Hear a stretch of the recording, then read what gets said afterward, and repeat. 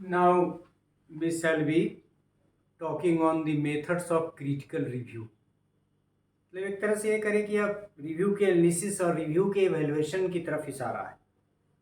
What is crucial for a researcher is to examine while reviewing related literature how critical and relevant the review is to the concerned research problem on which one wants to do further research. There is considerable variation in the quality of research undertaken and reported by various researchers, and that everyone may not have followed a set pattern of reporting this research. मतलब आपने कैसे review किया है, whether it is proper or not. Due to these two reasons and other reasons of change of a style of presenting the paper, one needs to be crucial in one's selection, review and reporting. और उसमें एक coat हमने जो पहले ही किया, वायर्समा 1986,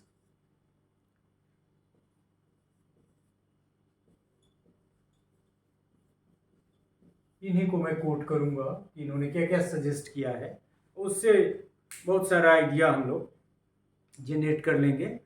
और इन्होंने एक जगह बहुत सारी बातों को रख दिया है.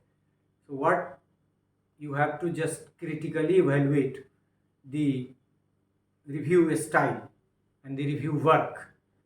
So Weirsma 1986 has presented a framework for critical review of each related literature. पहला, a statement of the research problem. It is a parameter. Identification of hypothesis. Description of the variables. मतलब इन सारी चीज़ों की चर्चा है, कैसे है. The context of the research problem, कहाँ से लिया, कैसे लिया, कौन से रिव्यू से आपके दिमाग में बात आई. Description of the individual subjects involve, procedures for conducting the research, rational for adequacy of the procedures. मतलब यही क्यों लिया, यही वेरिएबल क्यों लिया, आदि आदि की तरफ इशारा है. Appropriateness of procedures, analysis procedures, appropriateness of the analysis procedures. मतलब जो भी वर्क हम रिसर्च में करते हैं उस सब का संबंध चूंकि रिव्यू से है. हम जब भी रिव्यू करते हैं, शुरू में हमने इंडेक्स कार्ड में भी देखा कि ऑब्जेक्टिव हाइपोथेसिस तो है ही, मेथोलॉजी वगैरह भी, और अंत में फाइंडिंग्स एंड कंक्लूजन्स, बीच में एनालिसिस.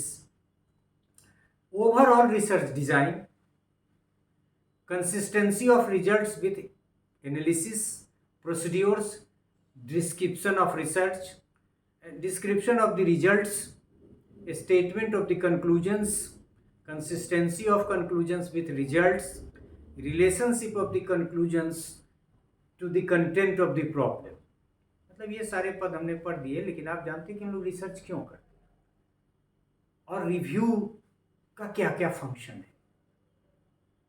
चाहे वो प्रॉब्लम आइडेंटिफिकेशन हो, डिलिमिटेशंस हो, ऑब्जेक्टिव हाइपोथेसिस का सिलेक्शन हो, मेथोडोलॉजी का सिलेक्शन हो, findings, conclusions and data analysis का तरीका हो, सबका आइडिया जनरेट करता है रिव्यू ऑफ रिलेटेड लिटरेचर. तो वायर्समा ने under the head methods of critical review में ये कुछ पॉइंट्स बताएं, जो शुरू होता है आपका statement of the research problem से और ख़त्म होता है relationship of the conclusions to the content of the problem.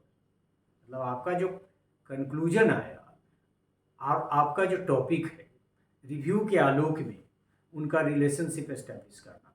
So when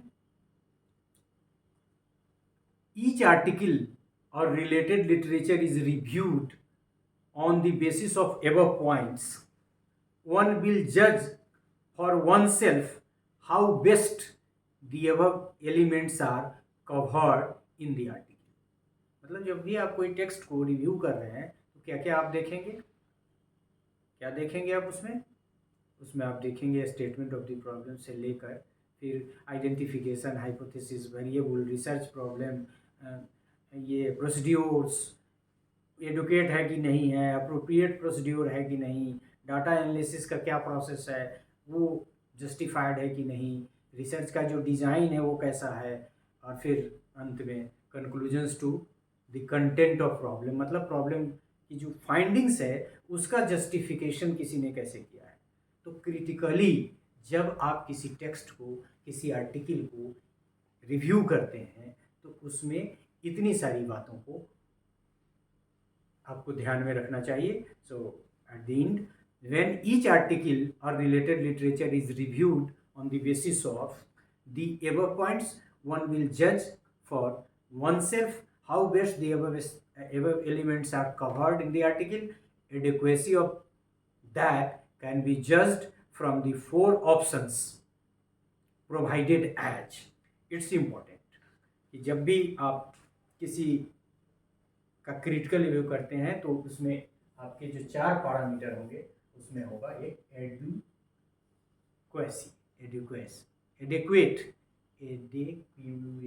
adequacy या एडिक्वेट, फिर इनकम्प्लीट या कंप्लीट है या इनकम्प्लीट है, फिर